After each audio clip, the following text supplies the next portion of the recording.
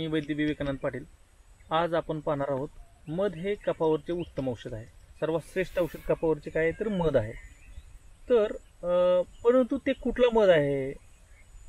आपल्याला मार्केटचा जो मध मिळतो तो मध म्हणायचा आहे का ग्रंथकारांना? कारण की आजकाल मधामध्ये तर भेसळ आहेच आहे। भेसळ कशामध्ये नाही हा प्रश्न आजकाल पडायला लागलेला आहे। एवढ्या प्रत्येक गोष्टीमध्ये भेसळ आहे, खूप भेसळ वाढत चाललेली आहे। तर जो ओरिजिनल मध आहे त्याचे गुणधर्म जे आयुर्वेदामध्ये सांगितले आहेत ते कफ कमी करणार आहे। कफ कमी करणार आहे म्हणजे काय? कफाचे जे आजार आहेत, सर्दी आहे, खोकला आहे, धाप लागणे आहे, हे जे कफाचे आजार आहेत किंवा इतर कफात जे आजार सांगितलेले आहेत, प्रत्येक आजारात जे कफच प्रकार असतात, म्हणजे कफच डायबिटीचा कफच प्रमेय म्हणून जो सांगितला आहे ते देखील आयुर्वेदानुसार मधाने कमी होतो। ॲलोपॅथीच्या भाषेमध्ये गोड खाऊ नका म्हणून सांगितलं, परंतु मध जरी गोड असला, गोड तुरट असतो तो, परंतु तो कफ कमी करणार आहे। त्यामुळे कफच प्रमेयामध्ये मध हे उत्तम औषध सांगितलेलं आहे आयुर्वेदामध्ये। परंतु तो कुठला मध? तो ओरिजिनल असलेला मध। आता ओरिजिनल मध ओळखायचा कसा? याच्याविषयी बऱ्याच परीक्षा आहेत, परंतु त्या परीक्षा मला तेवढ्या ऑथेंटिक वाटलेल्या नाहीत। मला सर्वात श्रेष्ठ जी परीक्षा आहे ते वाटते ते कुठली सांगू का? आपली जीभ। तुम्ही ओरिजिनल मध जर एकदा खाल्ला, झाडलेल्या मवळाचा जर मध खाल्ला, तर तुम्हाला कळणार आहे की याच्यामध्ये भेसळ आहे। नाहीतर बाकी गोष्टी आजकाल काही काही कंपन्या दावे करतात। का दावे करतात मला पण आश्चर्य वाटतं। तुम्ही खाल्ल्यानंतर लक्षात येतं की ह्याच्यामध्ये काकवी किंवा साखरेचा पाक मिसळला आहे त्याच्यामध्ये, तरी देखील तुम्ही दावे करता। कारण की आजकाल गव्हर्नमेंटचे सर्टिफिकेट मिळणं म्हणजे वैयक्तिक अनुभव घेतलेला आहे। हे असंच हवेत गोळीबार करतो असं नाहीये की तुम्हाला सर्टिफिकेट मिळण्यासाठी तुम्ही 4 पैसे सारल्यानंतर तुम्हाला कशाचाही सर्टिफिकेट मिळतो। आम्ही गुळाचं प्रोडक्शन करतो, त्यामुळे गुळचं सर्टिफिकेट घेताना तो अनुभव मी घेतलेला आहे। आपला ओरिजिनल गुळ होता सेंद्रिय पद्धतीचा, सर्टिफिकेट ते त्यांनी बघितलं देखील नाही। पैसे मागितले आणि पैसे दिल्यानंतर म्हणजे तुमचा बरोबर असला तरी पैसे पाहिजेत, या लोकांना भ्रष्टाचार करणाऱ्या, तुमचं चुकीचं असलं तरी पैसे पाहिजेत। म्हणजे तुम्ही विष म्हणून जरी घेऊन गेला तर हे लोक तुम्हाला अमृत म्हणून सर्टिफिकेट देऊ शकतात। इथपर्यंत या भ्रष्टाचारी लोकांची मजल पोहोचलेली आहे। तर त्यामुळे सर्टिफिकेटचं तुम्ही दाखवून तुम्ही चुकीच्या गोष्टी समाजाला विकत असाल तर ते दुर्दैव आहे।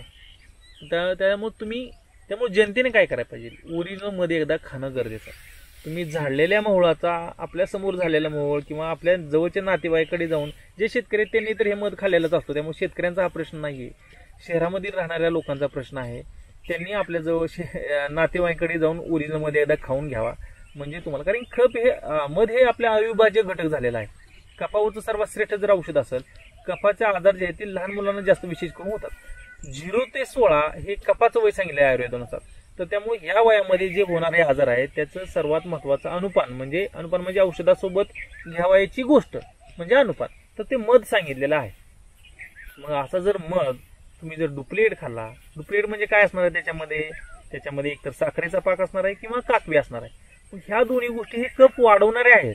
म्हणजे मधाचं गुणधर्म आणि त्या पाकाचे गुणधर्म एकमेकाचे एकदम विरुद्ध आहेत। मग ते दोन्ही मिसळ गेल्यानंतर काय होणार आहे? त्या पाकाचाच गुणधर्म मिळणार ना त्या मधाला। मग त्यामुळे तुमचा कफ तर कमी होणारच नाही, उलट वाढणार। डायबिटीस तुमचा कमी होणार नाही, म्हणजे कफच प्रमेय जो आहे त्याच्यामधली शुगर कमी होणार नाही, उलट वाढणार आहे। परंतु ओरिजिनल मधाने शुगर कमी होणार आहे कफच प्रमेयामधली। दुसरी गोष्ट, तुमचं जे सर्दी खोकला आहे ह्याच्यामध्ये पण तुमचं वाढणार आहे। काही जण मध खात आहेत वजन कमी करण्यासाठी, आणि वजन कमी करण्यासाठी तुम्ही जर मध खाता असाल, मधु शर्करा आहे आयुर्वेदामध्ये, मधु शरबत जे आहे ते सांगितलेलं आहे आयुर्वेदामध्ये वजन कमी करण्यासाठी। रोज सकाळी तुम्ही उपाशीपोटी कोमट पाणी गरम नको आहे, गरम पाण्यात मध टाकलं तर ते विषासमान काम करणार आहे। पण किंचित कोमट पाण्यामध्ये चमचाभर मध टाकून ते ढवळून म्हणजे त्याचा सरबत जर केला आणि ते जर घेतलं, तुमचं वजन कमी करणार आहे। परंतु एवढ्या गोष्टीनं वजन कमी होत जर असतं तर आयुर्वेदामध्ये दुसरे औषध कशाला शोधून काढले असते? ते तुम्ही वर्षभर 6 महिने केल्यानंतर तुमचं 2-4 किलो वजन कमी होणार आहे। वर्ष 2-2 वर्ष कंटिन्यू केल्यानंतर हा एक भाग झाला किती गुणित वगैरे।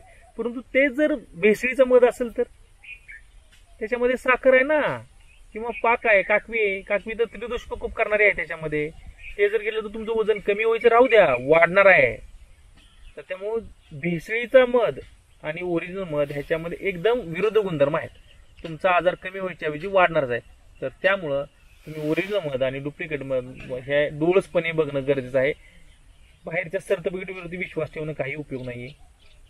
काही परीक्षा सांगितल्यात पण ते पण मला तेवढ्या ऑथेंटिक वाटत नाहीत. म्हणजे वाद बुडवणे, त्याच्यापासून चटचट आवाज येणं वगैरे हे काही मला तेवढंसं ऑथेंटिक वाटत नाही. परंतु मला जी बेस्ट परीक्षा वाटते ते तुमची जिभेची चव आहे. जीभ ही सगळ्यात मोठी प्रयोगशाळा आहे किंवा परीक्षण आहे त्याचं.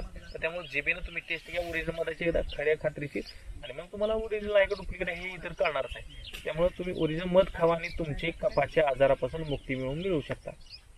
तर या पद्धतीने मधाविषयी तुम्हाला सविस्तर माहिती सांगितली. धन्यवाद.